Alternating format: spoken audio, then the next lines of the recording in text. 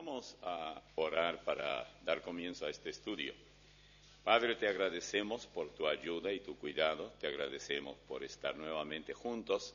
Gracias también te doy en particular por haberme protegido en el viaje. Gracias también por los hermanos que han ayudado aquí en mi ausencia. Gracias por la iglesia que ha estado orando.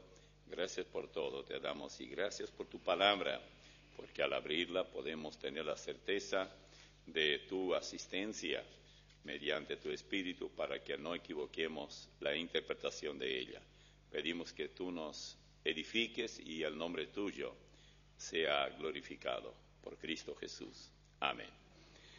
Muy bien, vamos a estar entonces en el capítulo 6 de Marcos y los versículos 7 al 13. Yo voy a leer ahora porque hemos cubierto ya la primera parte, los versículos 1 al 12, así que ahora estamos desde el versículo 7. Dice así: después llamó a los 12 y comenzó a enviarlos de dos en dos, y les dio autoridad sobre los espíritus inmundos, y les mandó que no llevasen nada para el camino, sino solamente bordón, ni alforja, ni pan, ni dinero, ni el cinto, sino que calzasen sandalias y no vistiesen dos túnicas. Y les dijo: donde quiera que entréis en una casa, posad en ella hasta que salgáis de aquel lugar. Y si en algún lugar no os recibieren, ni os oyeren, salid de allí y sacudid el polvo que está debajo de vuestros pies para testimonio a ellos. De cierto os digo que en el día del juicio será más tolerable el castigo para los de Sodoma y de Gomorra que para aquella ciudad. Y saliendo predicaban que los hombres se arrepintiesen, y echaban fuera muchos demonios, y ungían con aceite a muchos enfermos, y los sanaban. Marcos 6, versículos 7 al 13. Bien, lo primero que tenemos aquí es que el Señor envía a los 12 apóstoles para una misión. La cuestión apóstoles era prerrogativa del Señor. Nunca más existieron apóstoles. Hay muchos apóstoles falsos, pero no hay apóstoles verdaderos, porque todos ellos debían ser escogidos por Él. Y así como Juan el Bautista fue el último de los profetas, así también Saulo de Tarso fue el último de los apóstoles. Juan el Bautista aparece en el Nuevo Testamento, pero en realidad pertenece al grupo de profetas después de Malaquías. Aparece ya en el Nuevo Testamento porque entre Malaquías y el nacimiento de Jesús hay, y lo mismo podríamos decir de Juan, porque solamente 6 meses de diferencia de edad hay entre Juan y Jesús.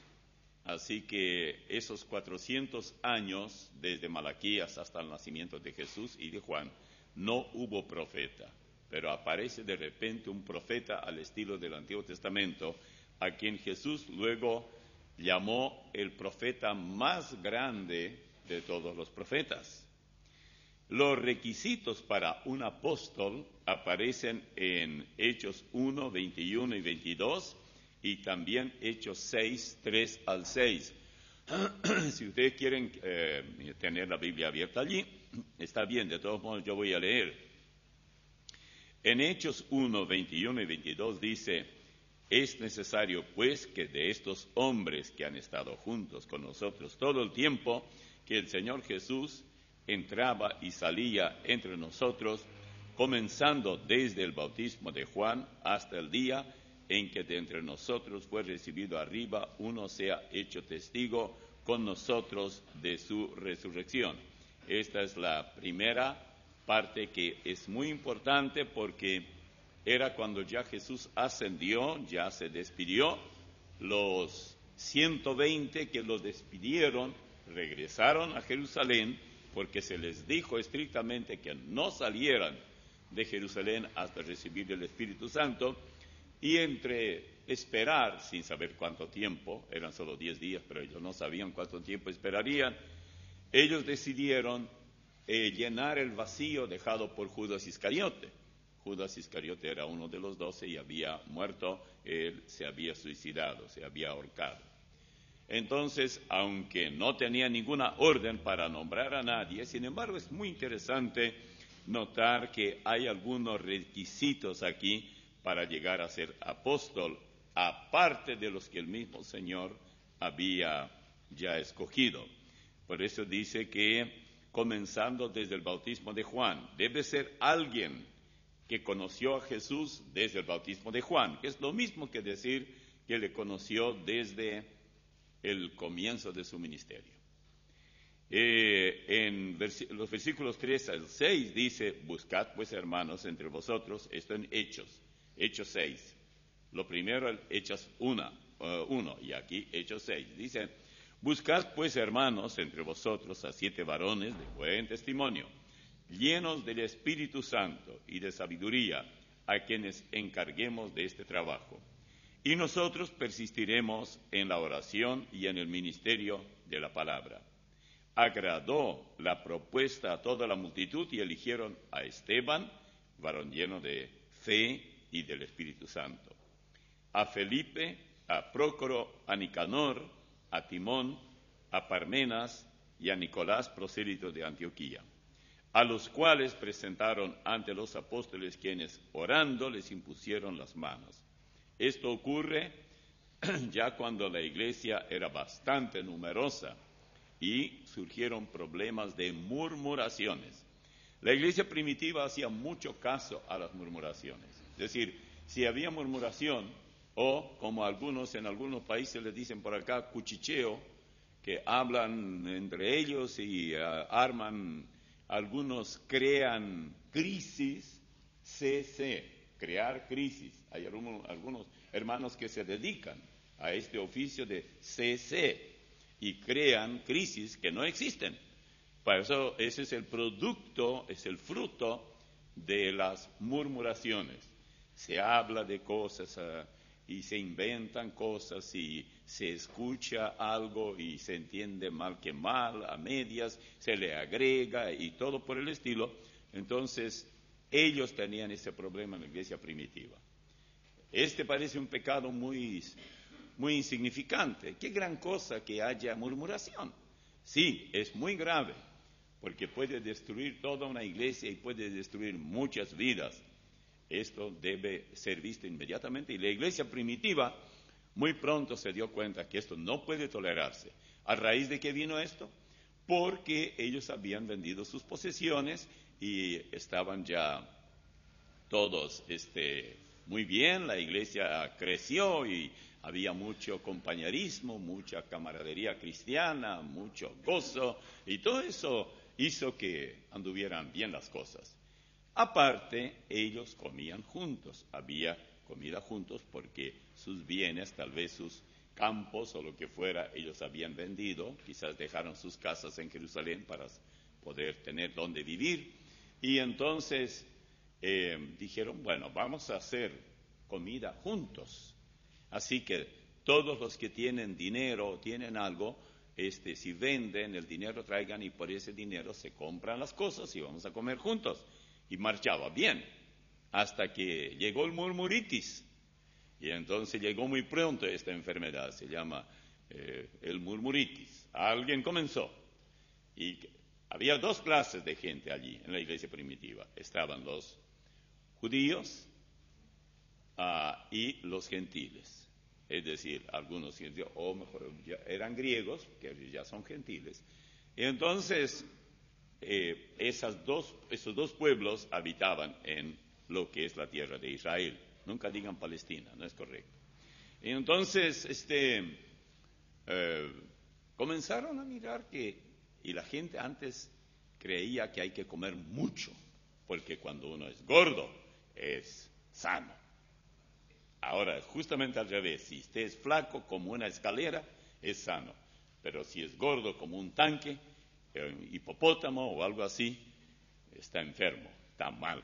Y entonces, si las mujeres eran generalmente gordas, y porque la más gorda tenía más cotización. La flaca nadie quería porque decía, no, esta ya está en su último agosto. y ya no vale la pena. Entonces querían a las gordas, que eran sanas. Pregunte a cualquier médico, le va a decir que nunca a los gordos. ¿Cómo es que dicen? Ningún gordo llega a 100 años. El otro día leíamos ahí en internet que en Estados Unidos el mayor que más años tiene, 120. Así que aguántenme ahora. 120 años. Y así yo vi la foto, no está mal, no está peor que yo. Y a mí me falta un poco todavía para alcanzar esa edad. Y bueno, cuando ellos se vieron en esa situación y decían que lo que estaba pasando era que las judías recibían mejor alimento, mayor, más abundante que las griegas. Y entonces dijeron, bueno, hay que hacer algo. Los apóstoles dijeron, nosotros no podemos predicar, enseñar y al mismo tiempo servir la comida. Así que vamos a escoger a hombres que hagan este trabajo. Y entre las calificaciones que tenían que tener era que fueran hombres, aparte de otras cosas, llenos del Espíritu. Esta es la parte donde la mayoría de los cristianos no entienden y creen que para llenarse de Espíritu hay que hacer algo así como hacemos con el auto cuando ya tiene menos de la mitad de combustible y decimos, llene el tanque. Y le pone y usted después se asusta cuánto cuesta. Pero le llenan. Y entonces piensan, bueno, ¿cómo es eso de, incluso se inventó una palabra que no es ni siquiera hispana, llenura, que vendría a ser la plenitud del Espíritu? Y mucha gente se confunde con eso. Y aquí es donde los pentecostales tienen una buena tajada. ¿Por qué? Porque ellos dicen, bueno, pero usted está lleno del Espíritu. Y sí. Y si el pastor no enseñó que Dios no da el Espíritu por medida y que todos tienen la plenitud del Espíritu, ese cristiano que por negligencia tal vez no escucha cuando se dice algo o no viene a los estudios y no le interesa mucho, viene uno de esos que le sacuden a uno y que le hacen caer al suelo y que hacen hablar en lengua, dice, si no hablaste en lengua, entonces no estás lleno del Espíritu. No, yo no quiero estar la mitad o menos de la mitad, yo quiero estar lleno del Espíritu. Y entonces comienzan a hacer algo con él, porque él se entrega a ese. Y una vez que el hombre se entrega a un espíritu siniestro, ese espíritu va a actuar. Y la persona va a tener esa experiencia. Se va a sentir bien, va a hablar en lengua, va a babear, va a saltar, se va a sentir contenta, se va a reír. Esas cosas. Ahora ya, hermano, ya usted está lleno del Espíritu. Habló lengua, ya está parchado, sellado y todo. Hoy es el día de tu gran victoria. Este es un gravísimo error. Primero, el Espíritu Santo es una persona. Usted no puede tener la mitad de la persona. O todo o nada. Segundo, lleno del Espíritu Santo es realmente dominado por el Espíritu. En otras palabras, todo lo que el cristiano hace se pregunta, ¿está bien eso? ¿Es bíblico? ¿Es correcto? Ellos, por ejemplo, no tenían que estar enseñando la Biblia ni nada de eso, tampoco existía la Biblia como ahora. Ellos tenían que administrar esos alimentos y todo lo que había y ser equitativos, o sea, entregar a cada uno lo que corresponde y no tener preferencia por eso porque son griegos o los otros porque son judíos. Y esto solamente hace una persona temerosa de Dios. Hay muchos cristianos que en ese sentido no tienen la plenitud del Espíritu, es decir, no se dejan dominar por principios bíblicos. Esto sería realmente actuar en concordancia con el Espíritu Santo. Así que aquellos que serían apóstoles, debían haber conocido a Jesús desde que comenzó su ministerio, debían ser controlados por el Espíritu Santo, es decir, madurez en el carácter y dispuestos a servir en lo material, dispuestos a hacerlo como si fuera ese su don. Debían llenar también los requisitos de 1 Timoteo. Y en 1 Timoteo 3, 8 al 13, dice de los diáconos: los diáconos asimismo deben ser honestos, sin doblez, no dados a mucho vino, no codiciosos de ganancias deshonestas, que guarden el misterio de la fe con limpia conciencia. Y estos también sean sometidos a prueba primero, y entonces ejerzan el diaconado si son irreprensibles. Luego habla de la esposa del diácono. Las mujeres, lástima que así se tradujo en español, asimismo sean honestas, no calumniadoras, sino sobrias, fieles en todo. Si la esposa no llena los requisitos que a ella le corresponde, ese diácono mejor es que diga: yo no puedo hacer nada. Lo que yo construyo, mi esposa destruye con una patada. Bueno, entonces se aleja y está bien. Los diáconos sean maridos de una sola mujer, es decir, alguien que no se divorció y se volvió a casar, es esposo de una esposa. Y que gobiernen bien sus hijos y sus casas, familia, la casa es familia, y que sepan que sean jefes del hogar. Porque los que no ejerzan bien el diaconado, los que ejerzan bien el diaconado ganan para sí un grado honroso y mucha confianza en la fe que es en Cristo Jesús. Ven ustedes que a los diáconos aquí no se los ve enseñar y predicar, dedicarse a las cosas materiales.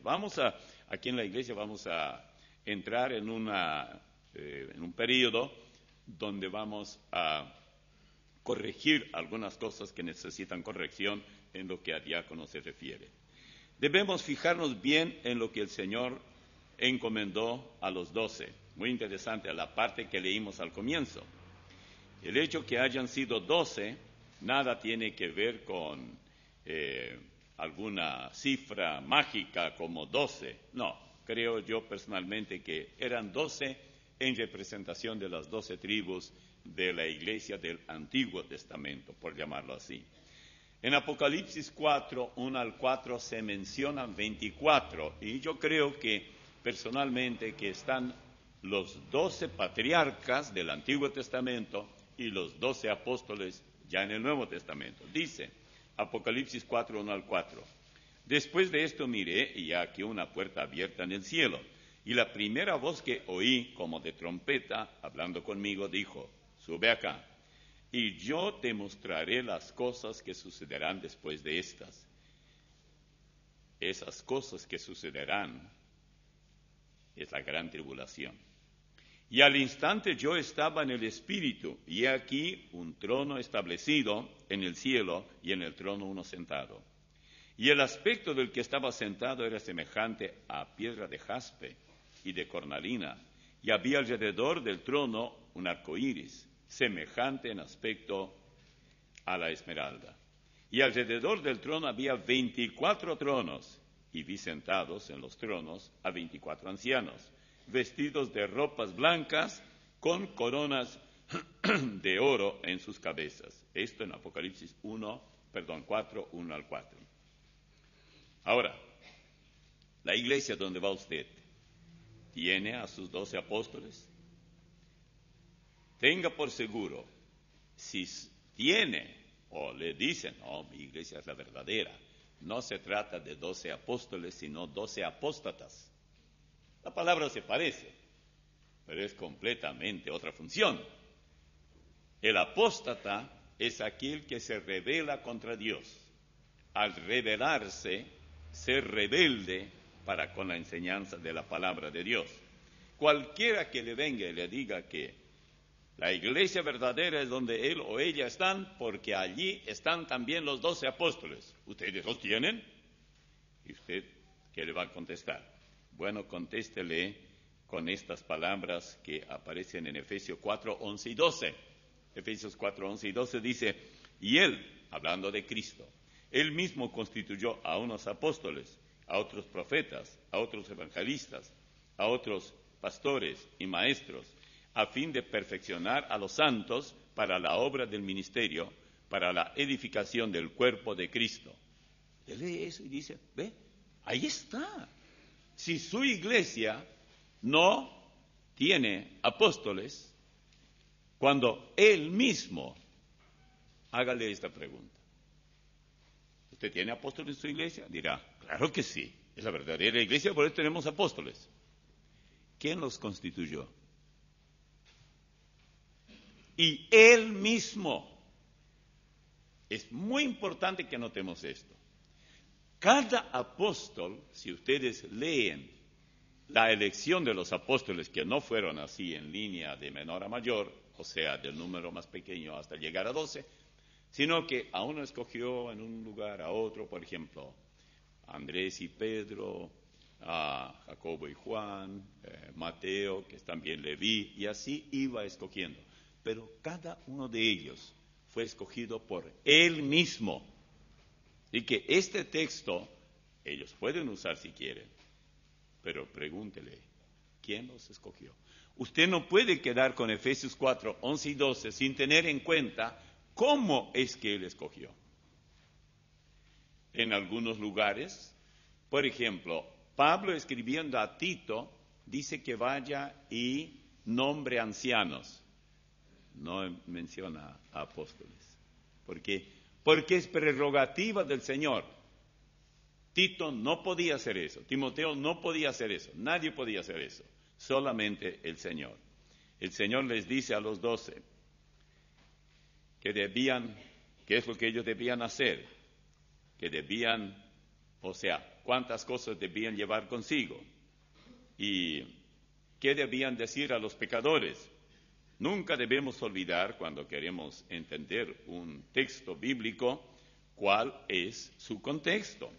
El contexto en este caso es exclusivamente estos 12 hombres que el Señor envió, tal como leímos al principio, a una tarea que Él les asignó. Ellos ya fallecieron hace muchos siglos, ya no viven, están en el cielo. Ellos nunca fueron reemplazados, porque fueron 12 y lo serán, no hay más.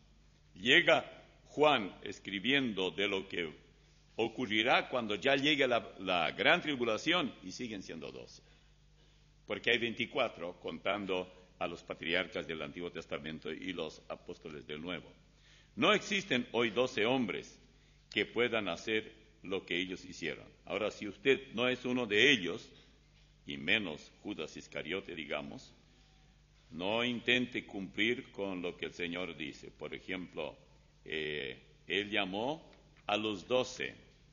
Él los envió de 2 en 2. Hoy podemos ir de 2 en 2, de 3 en 3, de 3 en 4, de 2, no interesa. Les dijo que nada lleven para el camino. Dice, solamente bordón, ni alforja, ni pan, ni dinero en el cinto. ¿Iría usted a una obra? Bueno, pregunten acá a algún muchacho cuando quiere ir por ahí a algún lugar en Santaní o algo así. Pastor, necesito dinero. Bueno, si eres un apóstol, ¿para qué quieres dinero? Aquí dice no llevar nada, ni billetera, ni dinero. Confiar que el Señor va a suplir todo. Menos mal que este joven que me habla no es ni hebreo, ni estamos en la época del origen de la iglesia, solamente es paraguayo. Y quiere ir a predicar. Aquí cambia. La alforja era una especie de 2 bolsas de igual peso, digamos, unidas entre sí para llevarla en las espaldas. Así, digamos, 3 kilos para acá y otros 3 kilos por allá. Y es más fácil, porque si hay más kilos por acá, entonces te va a andar medio así. Entonces, para andar derechito, no hay problema. También se usa la palabra para hablar de la provisión de alimentos. Cuando se dice alforja, se está hablando de alimentos. Ahora, ¿puede usted hacer algo hoy en la obra si no lleva provisiones consigo? Usted tiene que llenar el tanque con gasolina. Ellos no tenían autos. Así que lo único que llenaban era su panza. Y allí no va gasolina, no hay problema. No necesitaban transporte, porque Israel, la tierra de Israel, es relativamente pequeña y ellos no iban demasiado lejos, así que tenían sus sandalias y eso bastaba. El pavimento no era duro porque no había. Ellos caminaban por caminos de tierra, no había problema. ¿Y qué le parece cuando, en cuanto a calzar sandalias y no llevar muda de ropa? Bueno, usted dice, yo no me quisiera encontrar con uno que hace una semana anda en la misma ropa y no se bañó, porque no había dónde. Si estaban cerca del Jordán, podían darse un buen chapurrón ahí, pero si no. ¿Y qué hacían con la ropa? Bueno, yo solamente puedo imaginar, porque algunos inmigrantes que llegaron por aquí, por América del Sur, hace muchos años y no tenían nada, ellos algo así hacían. Yo creo que ellos lavaban la ropa, eran siempre hombres los que salían, y se iban a un río, si había río, después de caminar mucho y transpirar, lavaban la ropa, esperaban que se secara mal que mal y se ponían otra vez. Pero no está planchada. ¿Qué problema hay? Ellos no iban a ver al presidente de la República o algo así, así que iba bien original y ya está.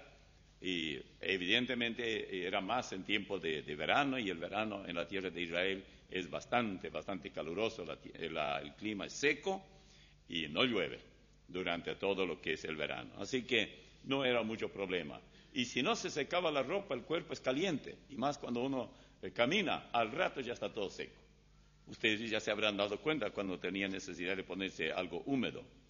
Ahora, ¿dónde ir para descansar? Porque de noche hay que ir a dormir, porque unos cacos por ahí se encuentran. No había vacas locas ni nada de eso, pero había vacas locas bípedas, solamente de 2 patas. Oigan esto, él les da todas las instrucciones que nosotros no podemos aplicar hoy. Y les dijo: donde quiera que entréis en una casa, posad en ella hasta que salgáis de aquel lugar. A mí me llama mucho la atención esto, y creo que entiendo bastante bien, porque he viajado mucho durante toda mi vida, y en algunos lugares tienen la costumbre, a mí no me tocó eso, pero yo de antemano arreglo para que eso no se haga, y es que en la iglesia, vamos a tener un esfuerzo especial, conferencias especiales, viene el pastor tal. Entonces, a ver, hermanos, ¿quiénes de ustedes quieren hospedar? Yo quiero hospedar, Bueno, entonces, lunes a una casa, martes a otra casa, miércoles, si es una semana, a otra casa. Y así hay diferentes hogares a donde ir. La impresión es que está bien, está muy mal eso. Porque usted cambia mucho de ambiente, cambia de comida, y las personas que tienen un estómago un poco débil se van a enfermar. Y sí, han ido a diferentes casas y todo esto. Además, hay hermanos que es bueno que el hermano vaya y el ama de casa dice: usted está aquí en su casa, usted puede usar la heladera cuando necesita, usted puede dormir a la hora que quiere ir a dormir, en fin, esto es todo. Cuando necesita algo, avise nomás todo lo que tiene que hacer. Bueno, la persona se habitúa a esa. El hombre es animal de costumbres. Se acostumbra rápido a un sistema y se amolda ahí. Pero si usted le cambia cada día, se va a pasar la vida no ofreciendo conferencias, sino a acostumbrarse a cada casa y a cada tipo de alimento y todo eso, porque en un lugar le preguntan: ¿qué es lo que a usted no puede comer porque sea que no le guste o que le haga mal? Y yo le voy a decir qué es lo que me gusta, pero no debo comer porque me va a hacer mal, pero sí me gusta. Y cosas por el estilo. Ahora, aquí se les dice que se queden allí. Donde quiera que entréis en una casa, posad en ella, hasta que salgáis de aquel lugar. Es decir, si voy a una ciudad, mientras no salga de esa ciudad, tengo que estar en la misma casa.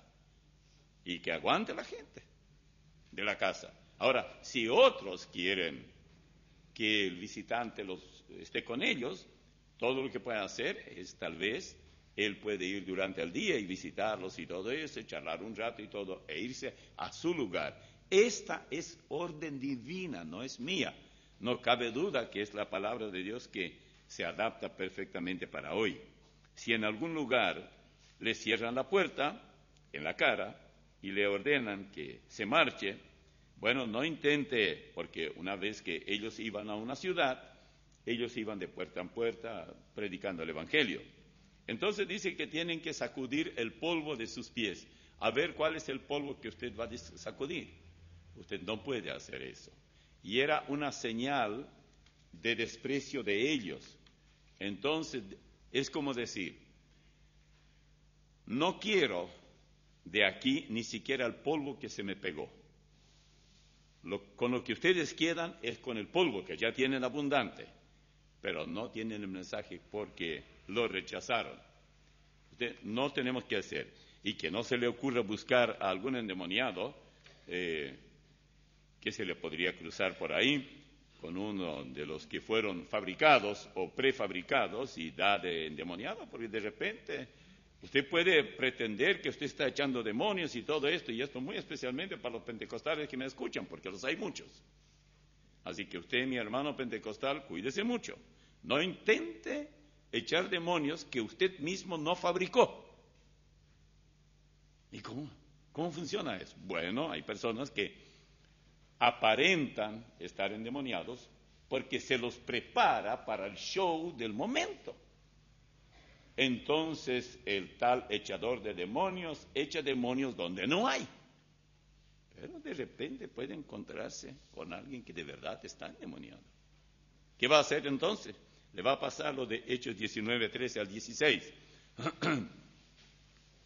Pero algunos de los judíos, exorcistas ambulantes, esos que andaban como los que, de un lugar a otro, intentaron invocar el nombre del Señor Jesús sobre los que tenían espíritus malos, diciendo, estos eran de verdad endemoniados.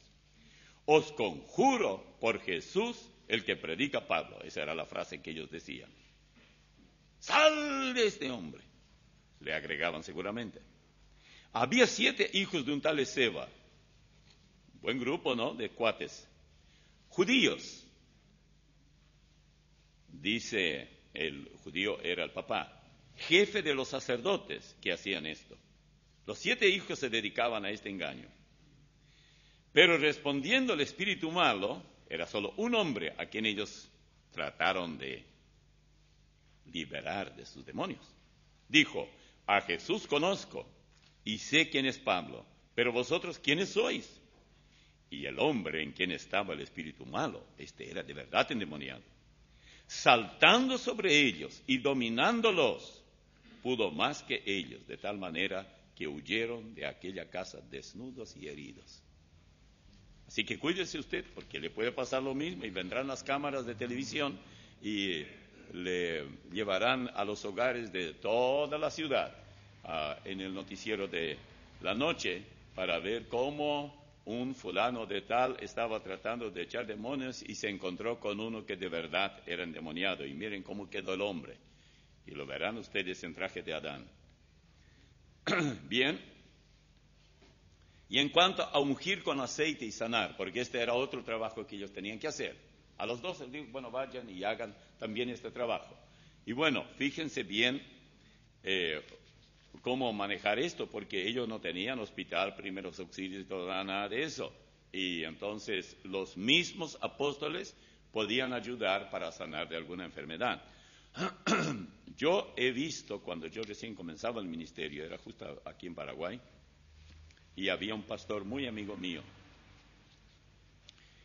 Lamentablemente él fue marginado por parte de la gente de su propia denominación, porque era un hombre que tenía una visión mucho más aguda, y entonces captó mucho de los pentecostales. A mí me llamó la atención que le decía, yo miraba eso, no le quería decir nada porque era demasiado chiquilín para hablar con él con toda la experiencia que él tenía. Pero en un lugar que nosotros fuimos, había una iglesia donde el lugar se llamaba Barrio Stroessner. Ahora tiene otro nombre, ¿no? San Pablo. Bueno, mejor tal vez que Stroessner, ¿no? Pero más fácil para escribir y todo eso. Bueno, la gente no cambia porque tiene otro nombre. Entonces, allí, él mismo abrió, él, muy buen evangelista, él hablaba a la gente así, y se levantó una congregación, de verdad. Yo recuerdo que ahí aprendí el corito. Yo quiero más y más de Cristo, yo quiero más de su poder, yo quiero más de su presencia, yo quiero más y más de Él. Yo ahora me di cuenta que hay que cambiar. Él quiere más de mí. Yo no puedo tener más de Él, pero Él quiere más de mí. Entonces vamos a cantar un día de eso, pero ya con la otra nueva versión. Él quiere más y más. Ahí, seguimos, pero hay que combinar bien para que resulte cantable. Bueno, el hombre llevaba consigo una botellita de aceite. Y entonces, como había sido un poco contaminado con ese sistema, Entonces venía una persona de los hermanos enfermos y él llevaba una gota de aceite y le ponía acá. A mí me pareció tan supersticioso eso, pero nunca le dije nada, lo tenía mucho respeto. Yo era el que predicaba y eso era ya luego aparte. Y todo el mundo para hacer eso se basa en Santiago 5, 14 y 15. Y es esto lo que dicen. ¿Está algún enfermo entre vosotros? Llame a los ancianos de la iglesia y oren por él ungiéndole con aceite en el nombre del Señor. El versículo 15 sigue, y la oración de fe salvará al enfermo, y el Señor lo levantará.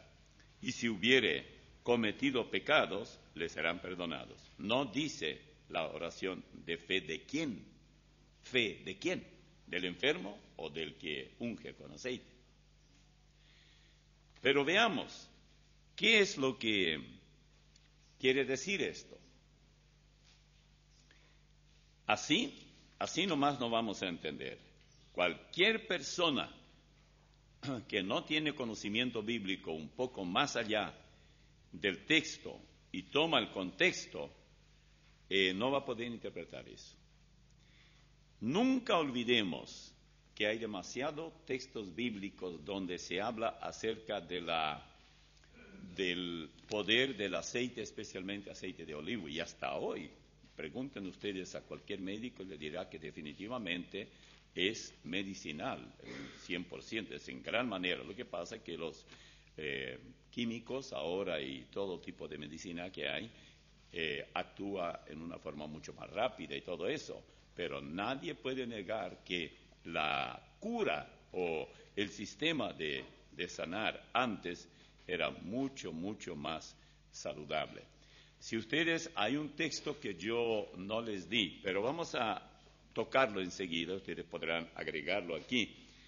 Este de Santiago, a mí, teniendo en cuenta que en el Antiguo Testamento los sacerdotes tenían la misión de reconocer si una persona, por ejemplo, al tener algún tipo de mancha en la piel, tenía lepra o no, si era lepra o no era. Y Dios le instruyó específicamente la forma que tenían las manchas, si era hundida, si sobresalía, si desaparecía después de 7 o 14 días o lo que fuera. Si no, cuando el aparentemente leproso debía ser diagnosticado lepra y tenía que estar separado. Y cuando no, o cuando desapareció todo esto y no era lepra. En el Nuevo Testamento, eso hacían los sacerdotes. Ese era el trabajo de los sacerdotes. No había médicos. Entonces, sí había, ya en el Nuevo Testamento, por ejemplo, Lucas, pero era muy precaria la medicina. Entonces, los apóstoles tenían la misión de ayudar a los enfermos también. Y ellos iban. Ahora, si ellos hacían este trabajo, y suponiendo que lo que dice Santiago, no solamente ellos, sino que con el tiempo los ancianos de la iglesia, los líderes de la iglesia, hacían también de médicos. ¿Era eso lo que ellos hacían? Echaban una gota de aceite en el índice o el mayor y le frotaban un poco la frente. ¿Qué quiere decir eso? ¿Qué valor tiene eso? Bueno, creo que ellos usaban el aceite como medicina. Y le voy a dar otro texto. ¿Cuán claro es esto? Por ejemplo, tenemos en Lucas 10 el caso del buen samaritano. Y nosotros allí sabemos que hay un desfile de sacerdote y levita que no le ayudan a un herido. Está herido, mortalmente herido. Si nadie le hace algo, va a morir. Entonces aparece un samaritano. Ahora, no voy a explicar el significado de esto, solamente voy a tomar la parte literal. Y dice, por ejemplo, en el versículo 33 de Lucas 10 dice: pero un samaritano que iba de camino vino cerca de él, y viéndole fue movido a misericordia. Y acercándose vendó sus heridas. Fíjense ustedes, lo primero, vendó sus heridas, echándoles aceite y vino. El aceite cicatriza, el vino, como es alcohol también, entonces, en cierto modo, purifica o lo que desinfecta, etcétera. Aquí ya hay más, aparte de vendar. Si ustedes combinan esto con Santiago, se darán cuenta que ellos estos principios conocían. Eran muy rudimentarios, muy elementales, pero ya los conocían. Y yo creo que esto es lo que los apóstoles también podían hacer. Bueno, pero con esto es suficiente por ahora. Vamos ahora a los versículos 14 y 20, hasta el 20, donde aparece el pecado de Herodes y la muerte de Juan el Bautista. Dice: oyó el rey Herodes la fama de Jesús, porque su nombre se había hecho notorio, y dijo: Juan el Bautista ha resucitado de los muertos, y por eso actúan en él estos poderes. Otros decían: es Elías. Y otros decían: es un profeta o alguno de los profetas. Al oír esto, Herodes dijo: este es Juan, el que yo decapité, que ha resucitado de los muertos. Porque el mismo Herodes había enviado y prendido a Juan y le había encadenado, en la cárcel por causa de Herodías, mujer de Felipe, su hermano, pues la había tomado por esposa.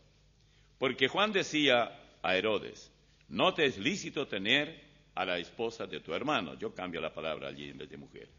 Pero Herodes o Herodías le acechaba, que era la misma mujer, y deseaba matarle, y no podía matar a Juan, porque Herodes temía a Juan, sabiendo que era varón justo y santo, y le guardaba a salvo.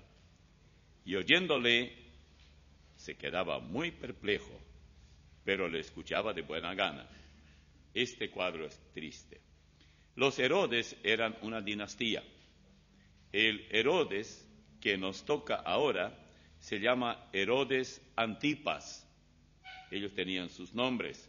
Y se había casado con una hija del rey nabateo llamado Aretas, antes de, naturalmente, quitarle a su hermano la esposa.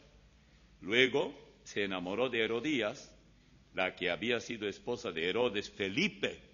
Aquí tenemos dos Herodes, el Antipas y Felipe, su hermano, por parte del padre. Ahora, Herodes se encontró repentinamente ante un serio problema. Sí, le quitó la esposa a Felipe y la tenía, y la esposa le tenía una rabia a Juan el Bautista, porque Juan el Bautista era invitado por Herodes Antipas para hablar. Y Juan el Bautista tenía muy buen mensaje, le llamó mucho la atención y quedaba realmente prendido de lo que Juan le decía. Imagínense ustedes tener a alguien de predicador como Juan el Bautista. Cuando Juan el Bautista predicaba junto al río Jordán, la gente venía sola, nadie los invitaba, nadie pagaba autobuses para que vengan. La gente era atraída. Juan el Bautista era realmente una antorcha en ese lugar. Y cuando él hablaba, la gente espontáneamente, llorando, confesaban sus pecados y eran bautizados en el río Jordán como prueba de su arrepentimiento. La gente venía, grandes multitudes le seguían. Así era Juan. ¿Qué es lo que él decía? No es tanto qué es lo que él decía, sino quién actuaba en él. Era Dios mismo. Entonces, cuando él se encontraba con Herodes Antipas, él le decía: estás mal, caballero. Está mal que tengas a Herodías, que es esposa de Felipe, tu hermano. Vives en adulterio y sabes lo que te espera. Y entonces, naturalmente, Antipas se ponía muy, triste, nervioso, porque estas palabras eran como meterle hasta el corazón una espada. Y él estaba muy triste. Y Herodías, la sinvergüenza esa, Naturalmente lo que quería era deshacerse cuanto antes de él para que ya no venga, porque aparentemente Herodes incluso lo invitaba porque quería escucharle. Herodías pensó, si seguimos así, llegará el momento cuando me va a dejar, solo por ese mentado Juan. Y ya sabemos cómo Juan vestía, si leemos, él no vestía traje de última moda, ¿no? Nada de eso. Oyó el rey Herodes la fama de Jesús, porque su nombre se había hecho notorio, y dijo Juan el Bautista, o digamos, Juan el Bautista ha resucitado de los muertos. Por eso actúan en él estos poderes. Aparece Jesús y hace todavía más de lo que hizo Juan. Y entonces todo el mundo se pregunta, ¿quién es? Ya estaba Juan, ahora viene Jesús y hace mucho más. Entonces Herodes da su opinión y dice, ¿saben qué? Yo les voy a decir, es Juan el Bautista quien resucitó, ese es Jesús.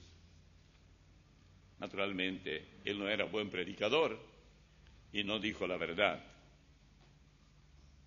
Y no debemos olvidar que Jesús dijo acerca de Juan el Bautista, que Juan el Bautista era de lo más grande entre todos los profetas. Si ustedes ven, y ustedes tienen la cita allí, Mateo 11, 11 al 14 dice, de cierto os digo, Jesús habla de Juan, entre los que nacen de mujer no se ha levantado otro mayor que Juan el Bautista, pero el más pequeño en el reino de los cielos mayor es que él. Desde los días de Juan el Bautista hasta ahora el reino de los cielos sufre violencia y los violentos lo arrebatan, porque todos los profetas y la ley profetizaron hasta Juan. Y si queréis recibirlo, él es aquel Elías que había de venir. No voy a entrar en detalles porque sería muy largo. Eso está en Mateo 11, 11 al 14. Otro detalle muy importante en este estudio es que el último de los profetas, unos 400 años antes de Cristo, había dicho que Elías volvería, y Elías estuvo antes de este profeta, que era Malaquías, el que dice que Elías va a volver. Porque en el capítulo 4 de Malaquías, versículos 5 y 6, justamente dice, he aquí, yo os envío al profeta Elías, antes que venga el día de Jehová grande y terrible. Ese era Juan. Él hará volver el corazón de los padres hacia los hijos, y el corazón de los hijos hacia los padres, no sea que yo venga y hiera la tierra con maldición. Malaquías 4, versículos 5 y 6. El dilema de Herodes se debe a dos personas. Por un lado, Juan el Bautista, el más grande de todos los profetas. Por el otro, la querida Herodías, su cuñada, la esposa de su hermano, la cual él se la quitó e hizo suya. Él hablaba con frecuencia con Juan, pero no podía deshacerse de su amor prohibido. Él estimaba a Juan, eso sí. O continuaba con el pecado, viviendo con Herodías, sin decirle, anda a tu casa, tú tienes tu esposo. O se deshacía de Juan, porque Juan era como una espina, era como una piedrita en el zapato. Había que sacar esa piedrita para poder seguir caminando. Ahora, sin duda, nunca imaginó que su pecado lo llevaría tan lejos. Matar a Juan jamás se le había cruzado por la mente. Hay un texto que nunca todos debemos tenerlo bien anotado por ahí, está en Números 32, 23. Miren ustedes que está los dos números solamente interpuestos. Mas si así no lo hacéis, he aquí habréis pecado ante Jehová, y sabed que vuestro pecado os alcanzará. Libro de Números 32, 23. Muy, muy triste. En Job 20, 27 al 29 dice: los cielos descubrirán su iniquidad y la tierra se levantará contra él. Los renuevos de su casa serán transportados, serán esparcidos en el día de su furor. Esta es la porción que Dios prepara al hombre impío y la heredad que Dios le señala por su palabra. Y en Proverbios 26:2, como el gorrión en su vagar y como la golondrina en su vuelo, así la maldición nunca vendrá sin causa. Eso está en Proverbios 26:2. Y en Eclesiastés 12:14, porque Dios traerá toda obra a juicio, juntamente con toda cosa encubierta, sea buena o sea mala. No quiere decir que hay que esperar hasta la eternidad para eso. Aquí en este mundo pagamos muchas veces. Yo digo siempre, hay pecados que se pagan a plazo y al contado. Aquellos que sufren su propio pecado ahora es mejor, eso es pagar al contado. Y otros cuyos pecados nunca han sido confesados, por lo tanto el Señor los hará ver algún día. Porque Dios traerá toda obra a juicio. Eclesiastés 12:14. Y en Lucas 12:2 dice: porque nada hay encubierto que no haya de descubrirse, ni oculto que no haya de saberse. Lo que no se descubre acá, allá y se va a descubrir algún día. 1 Corintios 4:5 dice: así que no juzguéis nada antes de tiempo, hasta que venga el Señor. Es decir, no se apure a decir que fulano de tal está en tal pecado, por eso le pasa eso. Cierre relámpago aquí y deje la lengua allá detrás de los dientes. Está bien ahí, mucho mejor que más acá de los dientes. El cual aclarará también lo oculto de las tinieblas y manifestará las intenciones de los corazones. Y entonces cada uno recibirá su alabanza de Dios, mayor o menor. ¿Qué es lo que pasa? ¿Qué hay oculto en el corazón? Bueno, lo que nadie descubrió. Nadie. ¿Estás seguro? Nadie sabe nada. Hay uno que sabe. Y es con él con quien nos vamos a ver. Todo parecía en calma. Juan está en el calabozo. Herodías ya no le ve más y ya no viene más a la oficina de Herodes para hablar con él. Poco a poco parece que todo está olvidando y más o menos Herodes está tranquilo y un tanto Herodías, la sinvergüenza. Dios, sin embargo, miraba todo eso. Satanás esperaba con paciencia su oportunidad para acabar con aquel hombre antes de tiempo. Pero llegó un día. Ya se preparaban para el cumpleaños. Los cumpleaños son muy cumplidos, ¿no? Muy festejados. A mí me tocó estar allá y no acá, así que acá voy a tener que volver a festejar porque es injusto que haga allá y acá no. Yo también cumplo años de cuando en cuando. Vamos a Marcos 6, 21 al 29. Pero venido un día oportuno, así lo anota Marcos, en que Herodes, ¿oportuno para quién?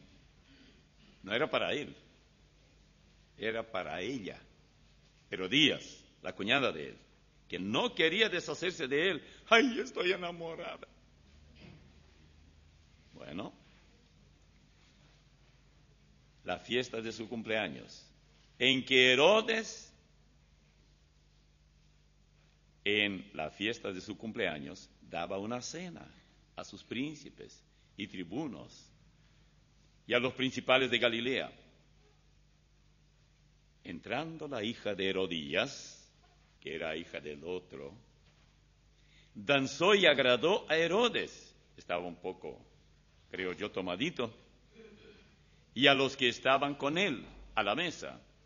Y el rey dijo a la muchacha: pídeme todo lo que quieras, y yo te lo daré. El borracho siempre comete serios problemas. Y le juró: todo lo que me pidas te daré, hasta la mitad de mi reino. Nadie le pedía eso. Saliendo ella, él nunca pensó en qué pararía esto. Dijo a su madre: ¿qué pediré? Y ella le dijo: la cabeza de Juan el Bautista. Nunca se le hubiera ocurrido eso. Tampoco nunca se le hubiera ocurrido a Herodes. Por eso dijo: ¿qué muchacha no va a pedir la mitad del reino? ¿Para qué quiere la cabeza de un hombre que está en la cárcel? Hay que llevar la espada, mandar a un soldado que corte aquí en el cuello y ponga en un plato grande y lo lleve. Flor de regalo, ¿no? Entonces ella entró prontamente al rey y pidió diciendo: quiero que ahora mismo me des en un plato la cabeza de Juan el Bautista. Y todos los que estaban allí habían oído su promesa, su juramento, y habían oído el pedido. No había salida, estaba entre pared y espada. Y el rey se entristeció mucho, pero a causa del juramento y de los que estaban con él a la mesa, no quiso desecharla. Y enseguida el rey, enviando a uno de los guardias, de la guardia, mandó que fuese traído la cabeza de Juan. A ver, soldado, fulano, ven acá. Lleva tu espada, anda, decapita a Juan, y en este plato pones la cabeza del preso y le das a esta muchacha. ¿Hasta dónde puede llevar uno o a uno el pecado? Sabed que vuestro pecado se encontrará.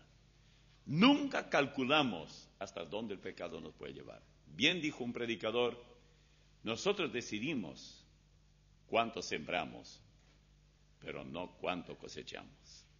Eso depende del Señor. ¿Qué y cuánto sembramos? Pero lo que vamos a cosechar no depende de nosotros. El guarda fue y le decapitó en la cárcel y trajo su cabeza en un plato y la dio a la muchacha, y la muchacha la dio a su madre. Cuando oyeron esto, sus discípulos vinieron y tomaron su cuerpo y lo pusieron en un sepulcro. Qué muerte, ¿no? La de Juan, el profeta más grande que ha existido según el Señor. Sepultaron, sí, un cadáver, pero sin cabeza, debido al pecado de esa mujer y el hombre. Cuán grave fue el pecado de Herodes y cuán terribles son las consecuencias. Hizo lo que nunca había imaginado. Si usted está coqueteando con algún pecado y dice: bueno, a mí nunca me va a pasar esto. Vamos a pensar un poquitito más sobre esto. Primero, es el día de cumpleaños de Herodes. Con tal motivo, él había organizado una fiesta, mucha comida, muchos distinguidos invitados gozaban de la ocasión y, naturalmente, bebida. Segundo, aparece en la escena otra figura. Era la hija de Herodías, una danzarina. Sabía danzar muy bien, se especializó en esto y entretenía a los invitados. Algunos usan este texto para decir hasta dónde el baile puede llevar a uno. Bueno, si quiere usarlo está bien, porque hay cierta verdad en eso. Tercero, a pesar de la inmoralidad de Herodes, yo creo que él nunca pensó ver la cabeza de Juan, a quien escuchaba con verdadero deleite, mezclado con temor y curiosidad. Ver la cabeza de este hombre en un plato. Bueno, por algún tiempo, sabiendo Herodes que su malvada esposa, robada de su hermano, deseaba matarlo, logró protegerla. Realmente él la protegió por un buen tiempo. Herodes esperaba, o mejor dicho, respetaba a Juan porque lo consideraba un hombre bueno, un hombre santo, y lo puso a salvo de las garras de Herodías, aunque cada vez que hablaba con Juan salía turbado, le gustaba mucho. Esto dice otra versión. De no haber sido Herodías, este hombre nunca habría ordenado la ejecución, decapitación de este hombre, jamás. Por eso, sabed que vuestro pecado os alcanzará. Todo pecado tiene consecuencias, y consecuencias amargas. Ningún pecado tiene consecuencias dulces. Lo que el hombre siembra, eso cosecha. Allá en Gálatas 6:7 dice, no os engañéis, Dios no puede ser burlado, pues todo lo que el hombre sembrare, eso también segará. Y es exactamente lo que ocurre. Nosotros podemos estudiar todo lo que queremos, la palabra de Dios, pero tenemos que tener en cuenta que llega un momento cuando tenemos que reflexionar y poner fin a cualquier pecado que nos es muy atractivo. ¿Qué hemos aprendido como final? Número 1, que los apóstoles todos ellos fueron escogidos por el Señor. Esto aprendimos en la primera parte del capítulo. 2, que todos ellos tenían instrucciones específicas de parte del Señor. Ustedes tienen todo esto en su bosquejo.